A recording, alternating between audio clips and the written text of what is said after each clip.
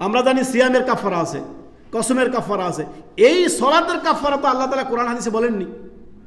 কোনো মানুষ যদি, শুনে রাখেন এখানে, কোনো মানুষ যদি অন্যায় করে, গুনাহের কাজ করে, অতীতের সমস্ত কর্মের জন্য করণীয় কি?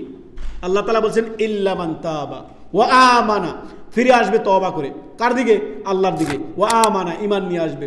ওয়া আমিলা আমালান সালিহা, সৎকর্ম করবে। ফাউলাইকা ইউবাদদিরুল্লাহু সাইয়্যাতিহিম হাসানা ওয়া কানা আল্লাহু গফুরুর রহিম।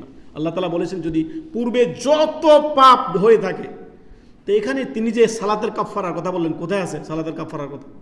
সুবহানাল্লাহ। আমরা এটাই সর্বদাই বলি যে আপনার কেউ যদি জীবনে অনেক সময় দেখা যাচ্ছে অনেক 30-40 বছরে এসে হেদায়েত পেয়েছে, আগে অনিয়মিত নামাজ পড়তো, এখন তার করণীয় হচ্ছে, এখন তওবার কটি শর্ত? তওবার অকাট্য শর্ত হচ্ছে 3টি। 1 নাম্বার তাবা ইয়াতুবু, মানে ফিরে আসা আল্লাহর দিকে।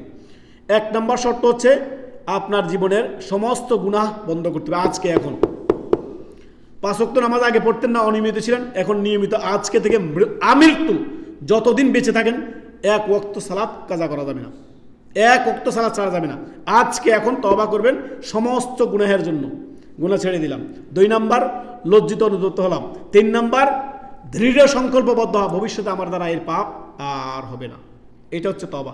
এরকম তওবা আল্লাহ তাআলা বলেন তৌবু ইলাল্লাহি তাওবাতান নাসুহা, যে খাঁটি তওবা যদি করো তুমি, নাসুহা, যেটা কখনোই পাপের দিকে ফিরিয়ে নিয়ে যায় না, গুনাহের দিকেই ফিরিয়ে নিয়ে যায় না, সীমা লঙ্ঘনের দিকে ফিরিয়ে নিয়ে যায় না, ওই রকম তওবা যদি তুমি করো, অবশ্যই আল্লাহ তোমাকে ক্ষমা করবেন।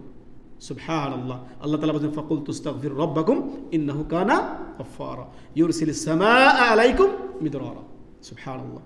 তওবা এমন এক জিনিস, রিজিকের রাস্তা প্রশস্ত করে দেয় আল্লাহ তাআলা। সুবহানাল্লাহ। অতএব তওবা মানব জীবনে অপরিহার্য। আমরা কেউ ফেরেশতা নই, আমাদের জীবনে ভুল ত্রুটি হতে আছে। অতএব তওবার গুরুত্ব অপরিসীম, তওবা আমরা সর্বদাই করব।